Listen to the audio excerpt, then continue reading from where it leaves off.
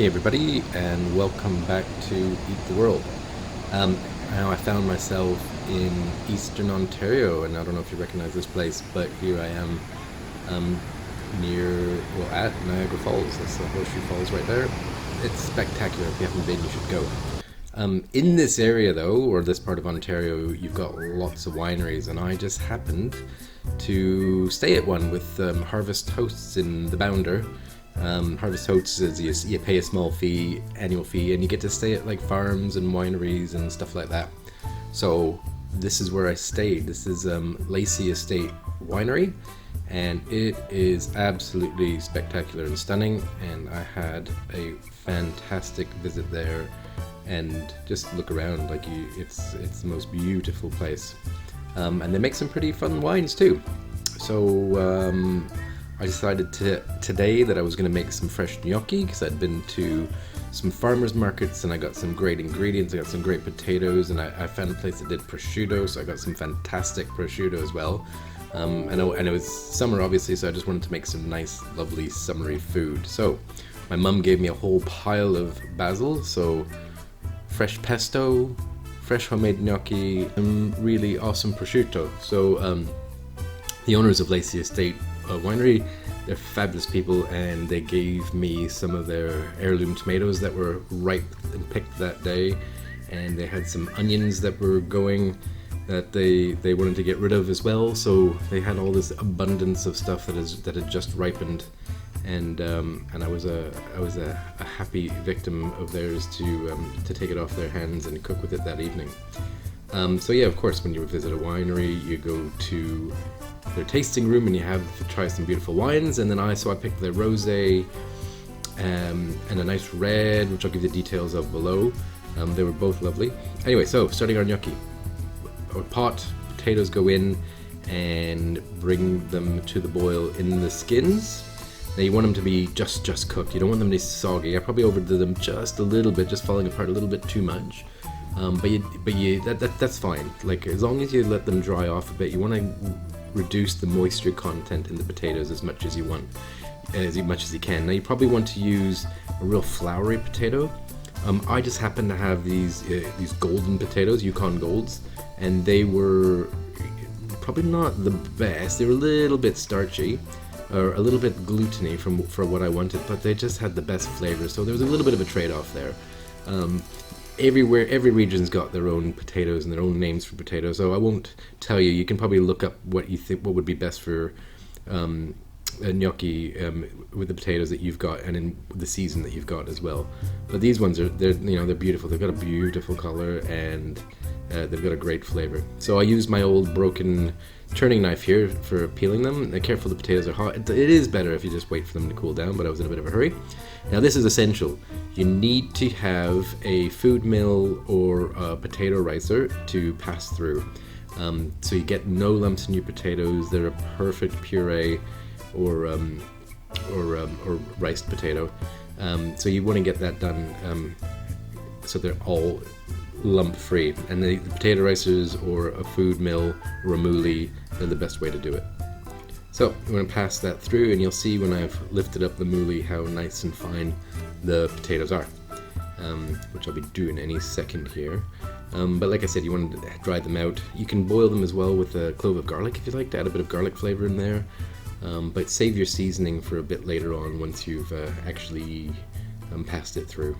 There's several trains of thought with your potatoes now, but you want to try to weigh them out. But like, every kind of potato is going to be different. So you're going to have some that are going to have a little bit more moisture content. You can follow a recipe, but it's not always going to work because you're working with an organic vegetable here that the varieties vary so much and the moisture contents vary so much. So you can do your best to weigh it out, but there's going to be a bit of a feel element here. You want these to hold together, and so I'll put the recipe down below, but you'll want to see. So you want to use type O flour, double O flour there, which I've got. Like I said, I'll put in the recipe down below, a rough guideline, and on my Facebook and on my page on my website, you can see what I've done for adding flour. But you want to kind of roughly weigh it out, and then you put it in your mixer very slowly. I put in an egg yolk. For years in a restaurant I worked in, we didn't put eggs in our gnocchi at all. I'm of two minds of it. I think it depends on the kind of potato that you're using, whether you need an egg in it or not. But you know, this is kind of thing, it's rustic food anyway, so I'm not going to get too hung up about it. People talk about the perfect pillowy gnocchi, but you know, unless you like, I've never really had really horrible gnocchi, but it does exist. Unless you really like beat the crap out of it and like overwork it and put in way too much flour. I mean, I've never made any that's really terrible. Not that I think so, anyways. In my opinion. So egg yolk goes in. You put your seasoning in there. You're definitely gonna want to have some salt, some pepper if you like as well. And you see the texture I've got it in. That's kind of, it's holding together and it's holding its shape. Right. So I've taken this outside. I'm gonna cut it up into, give it generous flouring and cut it up into sizes, and then we're gonna roll it into like long logs, I suppose. So we'll just cut those up, get our rolling pin out, or you don't have to use a rolling pin, sorry, just roll it by hand like I'm doing there. You might have to cut it in half again, but you want to kind of roughly get it into like an inch wide, a couple of centimeters wide. Try to get it as uniform as you can, but roughly in the same size. All along. If it's not, don't worry too much about it. Look, in my videos I can pretend that I do everything perfectly, but I think it's like it's a very feely kind of thing, cooking, so you're always going to make mistakes, or you're going to have to adapt what you do depending on how your recipe's turning out. So like I said, I don't hide my mistakes. You guys can learn from them at the same time, so it's not perfect.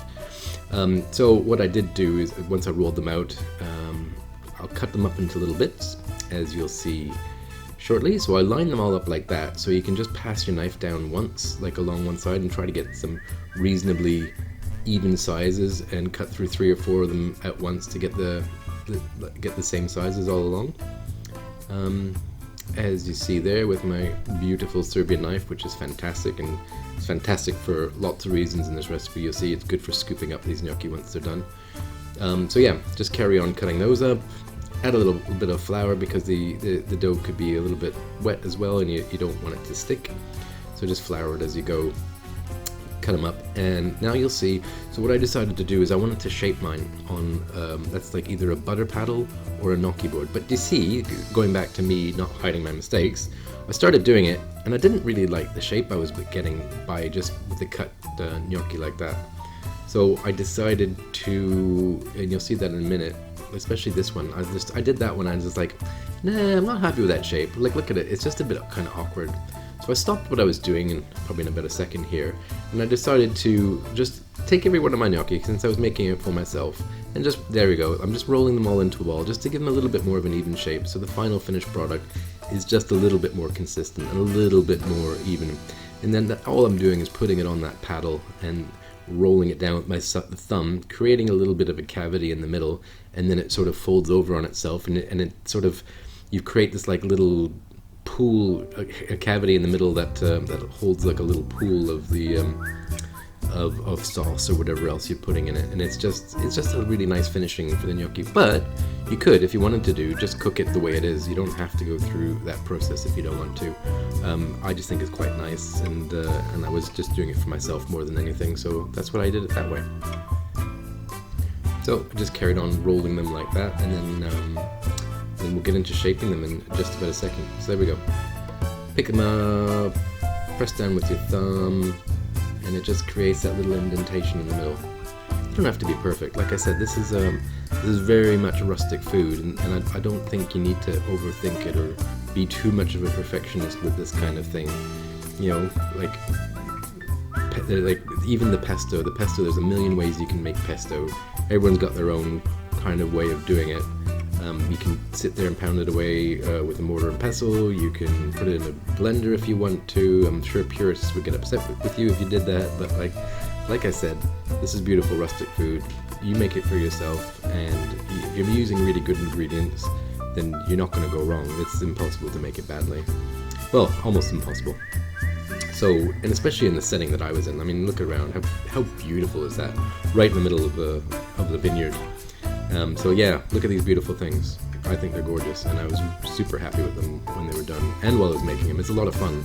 It is a labor of love and takes a little bit of time, and can be a bit tedious, but if you're sitting around this, I don't think it's all that tedious at all. I think it was an absolute pleasure and a joy to spend my time in my life doing that. Pesto time. So, garlic, basil, really nice olive oil, Parmesan cheese, and pine nuts. Now you see I roasted my pine nuts because I really hate raw pine nuts in pesto. I can taste the rawness of it. So I always roast my pine nuts. I think it gives it a much nicer flavor. So once it's all pounded up, I'm not going to go through that. You guys can watch yourselves doing that or watch a pesto video if you like, but basically just throw it all in there and pound it up or put it in a food processor or a hand blender and chuck it in. And then when you're done, I like to mix in the cheese. It just helps bind it all together. So that's a really nice Reggiano I got there, Parmigiano Reggiano, and yeah, just mix it all in, and then we'll go inside and start making the garnish for and cook our gnocchi. But you can see there the color's sort of a bit off in that sunlight, but it's a beautiful green. Oh, what am I talking about? We're gonna go inside and cook everything, but first there must be wine. So there's the Lacey Estate Paradise rosé of theirs that they make, and it's lovely. I mean, look at the scenery. It just fits in perfect with everything. So, and because I live in a motorhome, I tend to have a lot of my nice glassware smash because I'm not organized enough to get one of those polycarbonate wine glasses. So little jars are just perfect, and I think it just suits like the rustic setting with a rustic dish just perfectly. And yeah, I think it's perfect. Doesn't need to be pretentious at all. And of course I'm going back for seconds. So anyways, once we're done that, we'll be going inside and finishing off the rest of this dish. But if you are in that part of Ontario, definitely stop by. They're super lovely people. So here's some of the lovely tomatoes they gave me. They're all colors. So we've got some yellows, we've got like a mottled kind of orange and green one. There's that super fleshy Italian plum, almost like a plum tomato, but I'm not sure exactly what it was, but it's kind of a pointy plum tomato. But look at that color. That's super cool, isn't it? Like a beautiful mottled kind of thing. So anyways, I'm just going to keep this really simple. I've got these onions from the garden. I'm just going to sweat those down a bit, give them a little bit of flavor, get a bit, not too much caramelization. You can I didn't actually put in a little bit of garlic. I was thinking to myself, why didn't I cut up any garlic? And then I was thinking to myself, yes, because there's plenty of garlic in the pesto and you don't need to add extra garlic. So that's why. So yeah, we're just going to fry up these onions and tomatoes, and then yeah, we're going to cook our gnocchi and toss in our pesto, and then we'll fold through the prosciutto at the last minute, so it doesn't really get cooked and dry, so it's nice and soft. But anyways, yeah, so I did this rustic, like I said. You know, you can remove the seeds if you want to, you can skin them if you want to, but I thought I kind of like seeing that the difference of the colors there. And if you just quarter them or cut them up into sort of bite-sized bits, that's what I did with all of them. But I wanted to show you the flesh on that red one. It's pretty cool. I mean, you see the other ones are kind of, but like this is super fleshy. Such a nice looking tomato. Like, look at that. That's like a definite saucing kind of tomato. But yeah, I was very fortunate they gave me all this stuff. It was so nice. Very kind of them. Yeah, look at that. See that? There's no seeds. It's all just pure flesh. So again, we'll start off with a good base of really nice olive oil. We'll throw in our onions, and we'll just let it all sort of simmer down into, there we go. We'll let it simmer down into a nice kind of ragu, but I didn't let it cook too much, so the tomatoes kind of have kept their texture a little bit. But you can see the onions are just starting to get a bit of that caramelized shrinkage happening, which is what you want. So we'll speed this up, give it a nice little toss, and once that's done, then we want to get a nice big pot of boiling water on the go, with some nice sea salt in it to get our gnocchi started. So yeah, you can use table salt if you want, but you know, sea salt's always a little bit nicer. It's got a little bit more fun flavors than processed generic kind of salt. And also these tomatoes and onions, I didn't really season that too much. You might want to put a bit of a squeeze of pepper into it, but your seasoning is mostly going to be coming from your pesto and the salt water in the gnocchi. So once that's all sort of simmered down a bit, we'll move on to that. So as you can see, boiling water on, gnocchi goes in. I put the pan, so that'll keep that nice and warm. Put the pan on top and let it come back up to the boil. And you'll know the gnocchi's done when it starts to float, which that is starting to do. So sure you give it a stir when you put it in, and then give it a little bit of a stir now. That sort of tends to wake them up if they're kind of hanging out at the bottom, and you'll see they're pretty much done. So I did these in a few batches, but I think I only filmed one of these being done. So there you go. Take those off, and you might want to, if you're doing them in several batches at once, take them off, give them a little bit of a drizzle of olive oil so they don't stick, and then that's about it. And then we're almost about ready to go. So once that's done, we'll just heat these a little bit more up again after they've been sitting on top of the boiling gnocchi. Warm them up, chuck your olive oil covered gnocchi into the pan, give them a toss, and look at that, that's just beautiful. You can serve that on its own with a bit of basil and cheese, but here we go. We've got our beautiful pesto that we made with basil from my mum's garden. I don't know what it is. My mother she's always had the most prolific basil I've ever seen. Whenever I try to grow it, it's like I got a couple of sprigs and that's about it. I don't know, she just has like these bushes of this stuff, and it's just perfect. And it seems to last forever as well. I mean, I transported this halfway across Ontario, and it was good. Yeah, here we go. There's that prosciutto. Just sort of tear it up into little bits, so it's almost bite-sized, so you're not having a big stringy sheet of it, so you can have a nice little bite with all of your stuff. And then we're just going to serve it up. Here we go. Put it in your nice serving bowl, and make sure we garnish it with a bit more Reggiano cheese on top, because I love this stuff. You'll see what I mean. I tend to go a little bit overboard with it because it's just the nicest cheese. I mean, it makes such a difference. I think about what we had when we were kids. It was the stuff that was kept not even in the fridge. It was on the shelf, and it was just the powdered stuff, and it was just like horrific. But this stuff, I love having like little chunks of this just on its own sometimes. It's like such a nice, and I love they get little crystals of salt in it, or crispier parts of it that have, it's a real textural thing as much as the flavor. So anyways, this is the Lacey Cabernet Franc that I decided to have with my dinner in this perfect sunset. And it was like a really beautiful accompaniment. It's got those sort of, Cabernet Franc's got a little bit of similar kind of chemical compounds to certain elements in the dish that sort of, you get that kind of, the basil, that minty stuff, you get that happening in the Cabernet Franc as well, so it's a really decent food match too. So here you have it. How ideal is life? Sitting in a winery, making fresh gnocchi with stuff you've picked up along the way, your mum's basil, your mum's pesto. Does life get any better than this? This is fantastic. Anyways, I was so happy with my journey. Anyways, I ate all my gnocchi because it was delicious. And anyways, thanks for watching.